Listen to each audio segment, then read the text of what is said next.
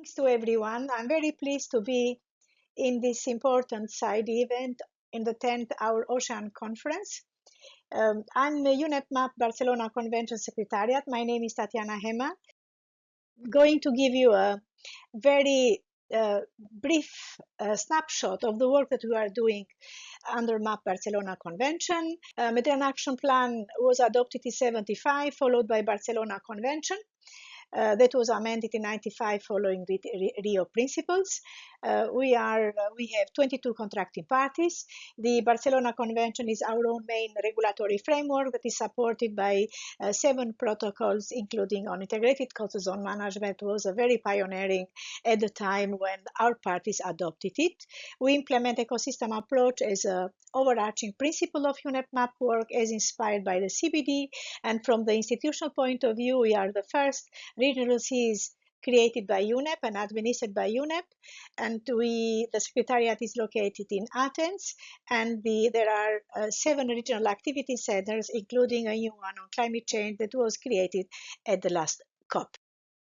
Now, in terms of our programmatic priorities, they are very much alike with the one that UNEP is addressing to combat the triple crisis, pollution, biodiversity loss, and climate change. We have one additional element, which is the sustainable development context that has been very strong under the Regional Seas program, and in particular under MAP Barcelona Convention, because we also have created the Mediterranean Commission for Sustainable Development, a body in which equally the civil society and the state parties, they do sit on equal footing. As I said, in terms of priority, climate change, pollution prevention and control, the biodiversity and MPA, governance, monitoring and assessment, and capacity building, knowledge management, and the advocacy are the most important element that we built a very ambitious program of work around it, supported mainly by the trust fund to the Barcelona Convention, which is paid by the contracting parties, but also enhanced and improved with several projects funded from external donors, including the GEF and the European Union. Now, on climate change, this is something that we have put in our own main priorities for a long time, but in the last 10 years we are paying more attention. We have also created a policy science framework, a body which is MEDEC that does time-to-time periodic assessment, which provides a number of solution recommendations on how to handle climate change in our region that is well known as a hotspot, climate change hotspot.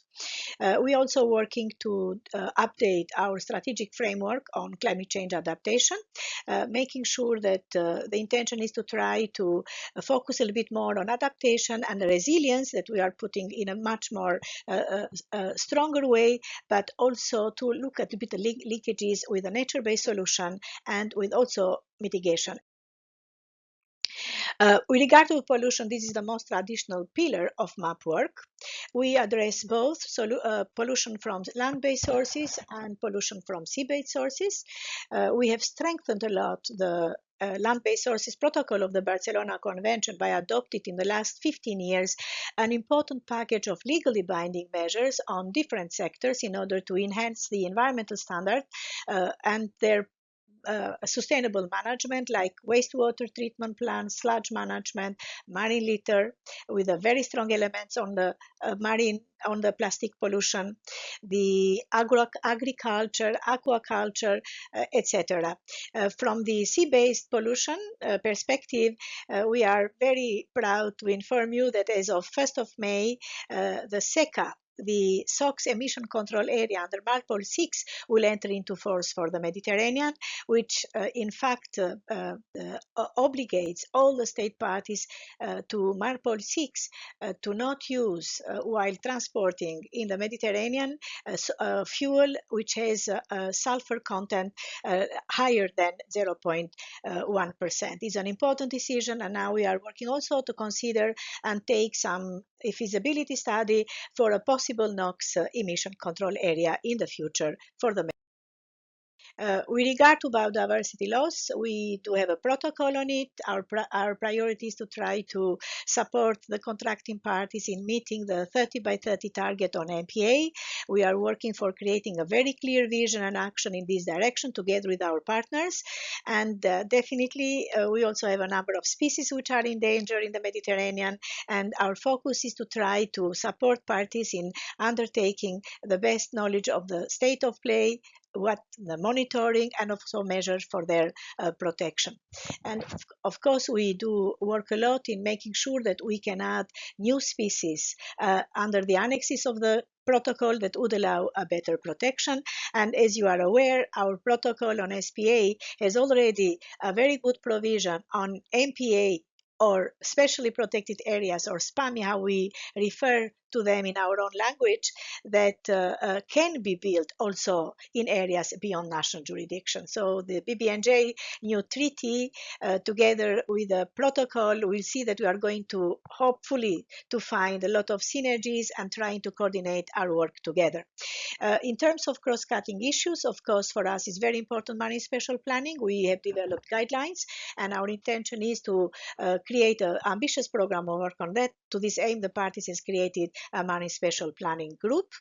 And definitely one of the most important mandates that we are going to deliver this year is the update Mediterranean strategy for sustainable development. There is a very important tool, not only for MAP, the entire Mediterranean region. So this is overall, but before finalizing my presentation, let me also bring to your attention that we are preparing ourselves for a successful COP24 in Cairo, Egypt, at the invitation of the Egyptian government. This will be first week of December, and in June 2025 at UNOC, we will celebrate the 50th anniversary of MAP and 30th anniversary of the Barcelona Convention, inspired by Rio or of post-Rio Barcelona Convention. And I look forward to this high-level celebration and look forward also to see many of you attending that event. Thank you.